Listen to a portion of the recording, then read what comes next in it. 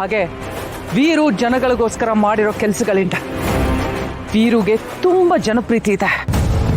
ಮೊದಲು ನಾವು ಅವನ ಜನಪ್ರೀತಿನ ಹೊಡಿಬೇಕು, ಅವನು ನೆಲ ಕಚ್ಚೋ ಹಾಗೆ ಮಾಡಬೇಕು. ಆಗ ನಾನು CM ಆಗಬೇಕು. ಅದಕ್ಕೆ ಒಂದು ಪ್ಲ್ಯಾನ್ ಮಾಡಿದ್ದೀನಿ.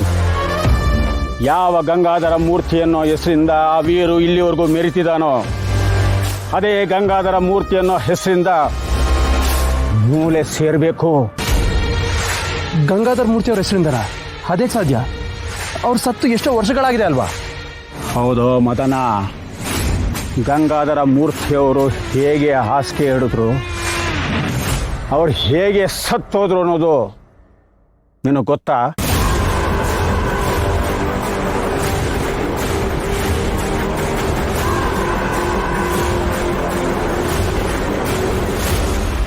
ಮಾಮ್, ಅದೇನೋ ಕಾಯಿಲೆಯಿಂದ ಸತ್ರು ಅಂತ ಹೇಳಿದ್ದೆ ಅಲ್ವಾ? ಅಮ್ಮ, ನೀವು ಒಂದೇ ಒಂದು ಮಾತು ಹೇಳಿದ್ರೆ ಸಾಕು, ಪ್ರಾಣ ಹೋಗ್ತಾ ಇರೋಂಥ ಸಂದರ್ಭ ಬಂದರೂ ಬಾವ ನಿಮ್ಮ ಮಾತನ್ನ ತೆಗ್ದಾಕಲ್ಲ. ಅಂಥದ್ರಲ್ಲಿ ನೀವು ಬಾವನ ಮಾತನ್ನ ಮೀರಿ ಹೋಗ್ಬೋದಾಗಿತ್ತು. ಅಷ್ಟೇ ಯಾಕೆ, ಬಾವನ್ನು ನೀವು ಜೊತೆಲೇ ಕರ್ಕೊಂಡು ಶ್ರಾವಣಿ ಮನೆಗೆ ಹೋಗ್ಬೋದಿತ್ತು. ಬಾವ ನಿಮ್ಮ ಮಾತಿಗೆ ಅಷ್ಟೊಂದು ಬೆಲೆ ಕೊಡ್ತಾರಮ್ಮ. ನೀನು ಹೇಳೋದು ನಿಜ ಕಣಮ್ಮ. ವೀರು ನನ್ನ ಮಾತನ್ನು ಕೇಳೋದು ಎಷ್ಟು ನಿಜನೋ, ಅವನು ನನ್ನ ಮೇಲೆ ಇಟ್ಟಿರೋ ಪ್ರೀತಿ ಗೌರವನ ಅವನ ಮನಸ್ಸಿಗೆ ವಿರುದ್ಧವಾಗಿ ನಾನು ಬಳಸ್ಕೋಬಾರ್ದು ಅನ್ನೋದು ಅಷ್ಟೇ ಸತ್ಯ. ವೀರು ನನ್ನ ಮಗಳನ್ನ ಮದುವೆ ಆಗಿ ಹೋದಾಗ ಎಷ್ಟೋ ವರ್ಷಗಳ ಕಾಲ ನನಗೆ ಅವನ ಮೇಲಿನ ಸಿಟ್ಟು ಹೋಗೇ ಇರಲಿಲ್ಲ. ಅದು ಸಹಜನೂ ತಾನೆ. ನಾವಷ್ಟು ಪ್ರೀತಿಯಿಂದ ಸಾಕಿದ ಮಗಳು ಹೇಳ್ದೆ ಕೇಳ್ದೆ ಯಾರನ್ನೋ ಪ್ರೀತಿ ಮಾಡಿ ಮದುವೆ ಮಾಡ್ಕೊಂಡು ಹೊರಟೋದ್ಲು ಅಂತಂದ್ರೆ ಮನಸ್ಸಿಗೆ ಎಷ್ಟು ನೋವಾಗುತ್ತಲ್ವಾ? ಆ ನೋವು ಅನುಭವಿಸಿದವ್ರಿಗೆ ಗೊತ್ತು. ವೀರುನು ಈಗ ಅದೇ ಪರಿಸ್ಥಿತಿಲಿದ್ದಾನೆ. ಇಷ್ಟು ವರ್ಷ ಮುದ್ದಾಗಿ ಸಾಕಿದ ಶ್ರಾವಣಿ ಹೇಳ್ದೆ ಕೇಳ್ದೆ ಸುಬ್ಬನ ಮದುವೆ ಮಾಡ್ಕೊಂಡ್ಬಿಟ್ಲಲ್ಲ, ಅವನ ಮನಸ್ಸಿಗೆ ಎಂಥ ಆಘಾತವಾಗಿರ್ಬೇಕು ಅಲ್ವಾ? ಅವನ ಕೋಪ ಕರಗಬೇಕು. ನಾನು ವೀರು ಪ್ರೀತಿನ ಎಷ್ಟು ಗೌರವಿಸ್ತೀನೋ ಅವನ ಕೋಪನ, ಅವನ್ ತಗೊಳ್ಳೋ ನಿರ್ಧಾರಗಳನ್ನು ಅಷ್ಟೇ ಗೌರವಿಸ್ತೀನಿ. ಅವನ ಕೋಪ ಕರಗಬೇಕು. ಅವನ್ ತಾನಾಗೆ ತನ್ನ ನಿರ್ಧಾರಗಳನ್ನು ಬದಲಾಯಿಸ್ಕೋಬೇಕು. ಹಾಗಂತ ಅವನು ತನ್ನ ಮನಸ್ಸಿಗೆ ಬೇಕಾದ ಹಾಗೆ ನಿರ್ಧಾರಗಳನ್ನು ತಗೊಳ್ಳೋದಿಕ್ಕೆ ನಾನು ಬಿಡೋದಿಲ್ಲ. ಸ್ವಲ್ಪ ಸ್ವಲ್ಪ ಕಂಟ್ರೋಲ್ ಮಾಡ್ತೀನಿ. ನೀನೇ ನೋಡಿದ್ಯಲ್ಲ ಸುಬ್ಬು ವಿಷಯದಲ್ಲಿ ಅವನ್ ತನ್ನ ನಿರ್ಧಾರಗಳನ್ನು ಹೇಗೆ ಬದಲಾಯಿಸ್ಕೊಂಡ ಅಂತ. ಇದು ಹೀಗೆ ಮುಂದುವರಿಯುತ್ತೆ. ಕಾಲ ಕೂಡ ಬರಬೇಕು ಅಷ್ಟೇ. ಸರ್, ಯಾರವರು? ಅವರು ಯಾವುದೋ ಯೂಟ್ಯೂಬರ್ಸ್ ಅಂತೆ. ಯಜಮಾನ್ರದು ಬೈಟ್ಸ್ ಬೇಕು, ಇಂಟರ್ವ್ಯೂ ಬೇಕು ಅಂತ ಹೇಳ್ತಾ ಇದ್ದಾರೆ. ಕರಿ ಅವ್ರನ್ನ. ಯಜಮಾನ್ರೆ, ಹೇಯ್, ಅಣ್ಣ ಹೇಳಿದ್ ಕೇಳಿಸಿಲ್ವಾ? ಕರಿ.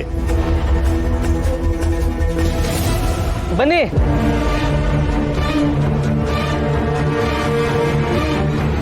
ಸರ್ ನಮಸ್ತೆ. ಸರ್ ನಮಸ್ತೆ, ಹೇಳಿ. ಸರ್ ದಯವಿಟ್ಟು ಕ್ಷಮೆ ಇರಲಿ, ನಿಮ್ಮ ಅಪಾಯಿಂಟ್ಮೆಂಟ್ ಇಲ್ದಾನೆ ನಾವು ಬೈಟ್ ತೊಗೊಳಕಂತ ಬಂದ್ವಿ. ಪರವಾಗಿಲ್ಲ, ಏನು ಪ್ರಶ್ನೆ ಇದೆಯೋ ಅದನ್ನ ಕೇಳಿ. ಅದೇ ಸರ್, ನೀವೀಗ ಹೊಸ ಪ್ರಾಜೆಕ್ಟ್ ಬಗ್ಗೆ ಯೋಚನೆ ಮಾಡ್ತಾ ಇದ್ದೀರಾ ಅಂತ ಗೊತ್ತಾಯಿತು. ಆ ಪ್ರಾಜೆಕ್ಟಿಂದ ರಾಜ್ಯ ಹೇಗೆಲ್ಲ ಅಭಿವೃದ್ಧಿ ಆಗುತ್ತೆ ಅಂತ ಹೇಳ್ಬೋದಾ? ರಾಜ್ಯದಲ್ಲಿರೋ ಸರ್ಕಾರಿ ಶಾಲೆಯಲ್ಲಿ ಓದ್ತಾ ಇರೋ ಹೆಣ್ಮಕ್ಳಿಗೆ ಖಂಡಿತ ಇದರಿಂದ ತುಂಬ ಉಪಯೋಗ ಆಗುತ್ತೆ. ಮೊದಲು ಹೆಣ್ಮಕ್ಳನ್ನ ಓದಿಸೋದೇ ಕಷ್ಟವಾಗಿತ್ತು, ಆದರೆ ಈಗ ಗಂಡ್ಮಕ್ಳಿಗಿಂತ ಹೆಣ್ಮಕ್ಳೇ ಚೆನ್ನಾಗಿ ಓದ್ತಾ ಇದ್ದಾರೆ. ಋತುಮತಿ ಆಗೋದ್ರ ಬಗ್ಗೆ ಮೂಢನಂಬಿಕೆ, ಮೌಢ್ಯತೆ ಎಲ್ಲ ಇದೆ.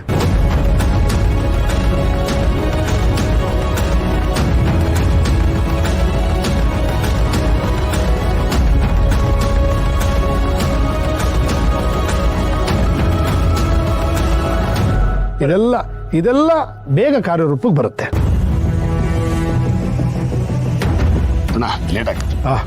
ಸರ್ ಸರ್ ಇನ್ನು ಒಂದೇ ಒಂದು ಪ್ರಶ್ನೆ ಇದೆ ಸರ್. ಅಲ್ಲ, ಈ ಲೇಟ್ ಆಗ್ತದೆ ಬಿಡಿ. ಸರ್, ಅದು ಗಂಗಾಧರ ಮೂರ್ತಿಗಳ ಬಗ್ಗೆ.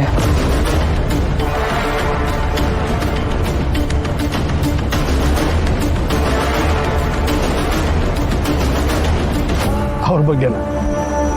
ಅವರು ನನ್ನ ಪಾಲಿಗೆ ದೇವರು. ಅವ್ರು ಹಾಕೊಟ್ಟಿದ್ದ ದಾರಿಲೇ ನಾವೆಲ್ಲ ನಡೀತಾ ಇದ್ದೀವಿ.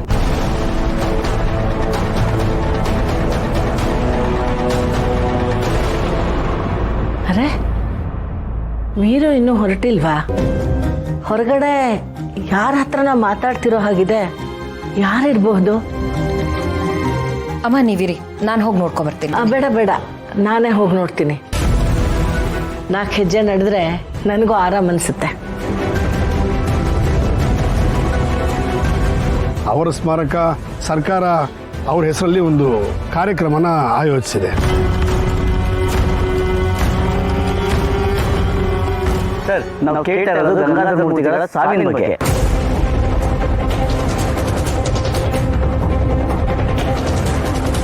ರಾಜ್ಯದಲ್ಲಿ ಅವ್ರ ಸಾವಿನ ಬಗ್ಗೆ ಒಂದು ಸುದ್ದಿ ಹರಿದಾಡ್ತಿದೆ, ಅದ್ರ ಬಗ್ಗೆ ಏನು ಹೇಳ್ತೀರಾ? ಸಾವಿನ ಸುದ್ದಿನ ಏನು ಓಡಾಡ್ತಿದೆ?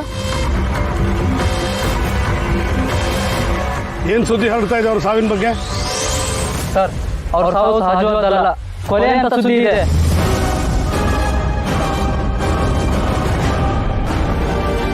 ಏನು ಹೇಳ್ತಾ ಇದ್ದೀರಿ ನೀವು?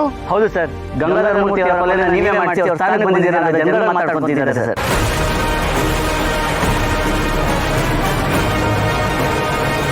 ಅಧಿಕಾರದ ಆಸೆಗೆ ನೀವೇ ಅವ್ರ ಕೊಲೆ ಮಾಡಿದ್ದೀರಾ ಅಂತ ಎಲ್ಲ ಕಡೆ ಸುದ್ದಿ ಇದೆ. ಏನು ಬೊಗಳ್ತಾ ಇದ್ದೀರಾ? ನನ್ನ ದೇವ್ರ ಬಗ್ಗೆ ಹೀಗೆಲ್ಲ ಮಾತಾಡ್ತೀರಾ?